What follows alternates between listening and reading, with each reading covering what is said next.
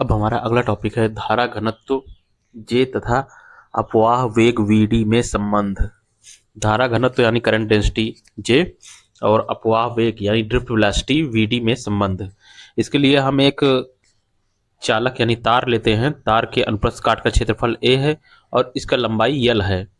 तो इसका इस चालक का कुल जो आयतन हो जाएगा, आयतन ये क्षेत्रफल अनुप्रस्थ काट का क्षेत्रफल और इंटू एल हो जाएगा। तो a इंटू एल चालक का कुल आयतन a इंटू एल है।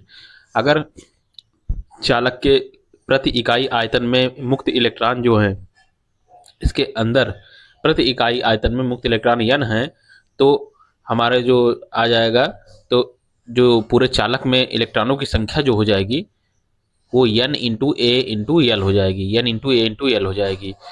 अब चालक के भीतर जो बहने वाला कुल आवेश क्या होगा, Q इक्वल टू हम जानते हैं कि n इंटू ई होता है। n नंबर ऑफ इलेक्ट्रॉन्स और इंटू एक इलेक्ट्रॉन पर जो आवेश ई होता है उसके मल्टीप्लाई के बराबर होता है, तो n इंटू ई हो जाता है। तो Q equal to n into E. तो n की जगह पे इलेक्ट्रॉनों की कुल संख्या जो हमारी है NaL है, तो NaL इंटू ई।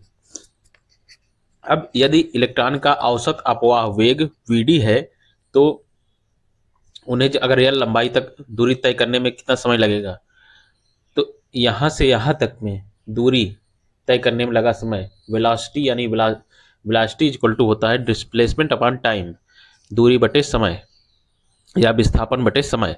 तो वेलोसिटी इक्वल टू विस्थापन यानी यल है, तो v d equal to l by t होगा। तो टी ऊपर आ जाएगा, time equal to l upon v d, drift velocity के बराबर हो जाएगा। अब इसमें हम अगला देखेंगे।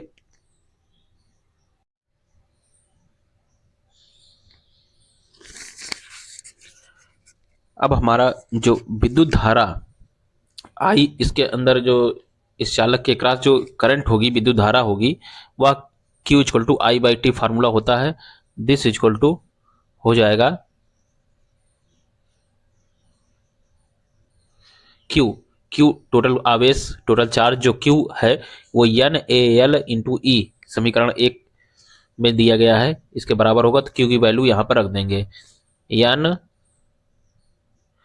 Into A into L into E upon T, time T equal to L upon V D, L upon V D, ये बराबर हो जाएगा N A L E V D ऊपर आ जाएगा अपान में यल के बराबर होगा। ये यल से यल कट जाएगा। अब हमारे पास बचेगा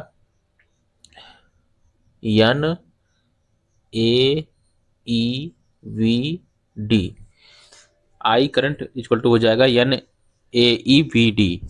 अब यहाँ पर धारा घनत्व जो होता है उसका फार्मूला होता है धारा घनत्व जे इक्वल टू आई बाई ए।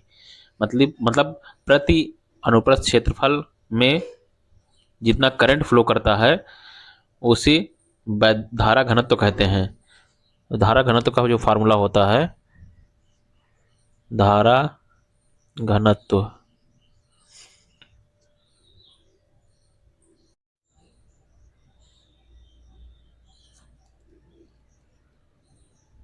अब यहाँ पर हम यह जानते हैं कि यह फार्मूला, धारा घनत्व का जो फार्मूला होता है वह होता है धारा घनत्व जे इक्वल टू होता है करंट आई अपान ए अनुप्रस्थ काट का क्षेत्रफल। धारा घनत्व जे इक्वल टू आई बाई ए होता है। तो अब यहाँ पर करंट यानी विद्युत धारा current I equal to N A E V D आया हुआ है, इसी करंट की वैल्यू को यहाँ पर रख देंगे, N A E V D upon A. अब ए से ए कट जाएगा, तो यहाँ पर बचेगा N E V of D. तो हमारे पास जो अब ये फार्मूला आ जाएगा J equal to N E V D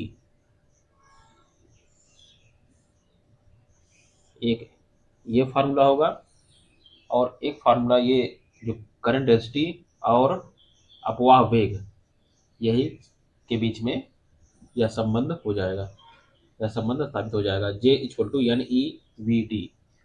J धारा घनत्व है, वी डी अपवाह वेग है, और ई एक इलेक्ट्रॉन पर आवेश है, और एन जो है वो नंबर ऑफ इलेक्ट्रॉन्स, इलेक्ट्रॉनों की संख्या।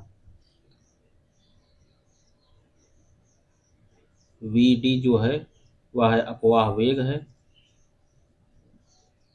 अपवाह वेग, एवरेज यानी औसत अपवाह वेग। और जे धारा घनत्व,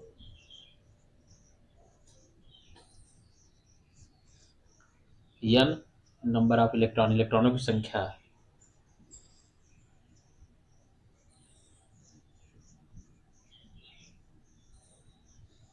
और ई जो है एक इलेक्ट्रॉन पर आवेश।